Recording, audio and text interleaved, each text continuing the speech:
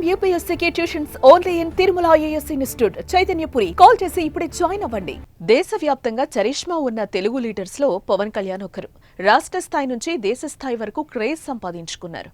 గతేడాది జరిగిన ఏపీ ఎన్నికల్లో విజయం సాధించాక పవన్ పాపులారిటీ మరింత పెరిగిపోయిందని చెప్పుకోవచ్చు. ఏపీలో బీజేపీకి ఇష్టమైన నాయకుడిగా పవన్ మారిపోయాడు. ప్రధాని మోదీ సైతం వీలు దొరికినప్పుడల్లా పవన్ ను ఆకాశానికే తెస్తున్నారు.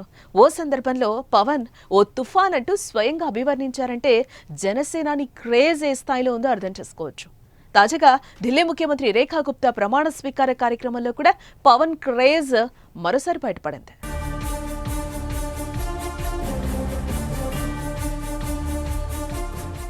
దేశ రాజధాని ఢిల్లీలోని రామ్లీలా మైదానంలో ఢిల్లీ ముఖ్యమంత్రిగా రేఖా గుప్తా మంత్రులు ప్రమాణ స్వీకార కార్యక్రమం జరిగింది. ఈ కార్యక్రమానికి ఎన్డీఏ భాగస్వామ్య పక్షాలైన టీడీపీ, జనసేన పార్టీలకు కూడా ఆహ్వానం అందింది.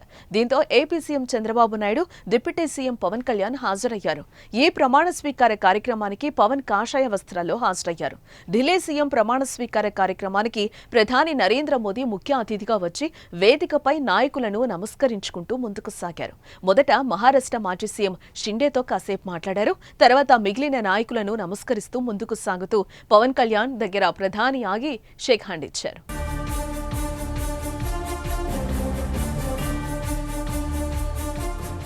పవన్ తో ప్రత్యేకంగా మోదీ కాసేపు ముచ్చటించారు. ప్రధాని ఏమన్నారో కానీ ఇలా మాట్లాడుతున్న సమయంలో పవన్ చిరునవ్వులు చిందించడం ఆసక్తిగా నిలిచింది. పవన్ పక్కనే ఉన్న కేంద్ర మంత్రి రామ్మోహన్ నాయుడు కూడా ప్రధాని మాట్లాడుతూ ఉండగా నవ్వుతూ కనిపించారు. అనంతరం అలా ముందుకెళ్లి మళ్లీ చంద్రబాబుకు కూడా షేక్ హ్యాండ్ ఇచ్చి మోదీ మాట్లాడారు. ఇలా పవన్ కళ్యాణ్ తో పాటు చంద్రబాబుతో మోదీ మాట్లాడుతున్న వీడియోలు వైరల్ అవుతున్నాయి.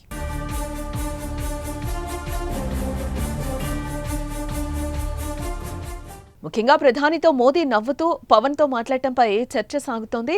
పవన్ కాషాయ వస్త్రాలపై మోదీ కామెంట్ చేసినట్టు అంతా భావించారు. దీనిపైనే సమావేశం తర్వాత పవన్ ను మీడియా ప్రశ్నించింది. మోదీ ఏమన్నారంటూ అడగా ఏం హిమాలయాలకు వెళ్లిపోతావా అని సరదాగా సంభాషించగా దానికి ఇంకా టైం ఉందని జవాబిచ్చినట్టుగా తెలిపారు. ఏదేమైనా చంద్రబాబు, పవన్లను మోదీ ప్రత్యేకంగా పలకరించడంతో అటు జన సైనికులను, ఇటు టీడీపీ శ్రేణులను ఫుల్ ఖుషీ చేస్తోంది.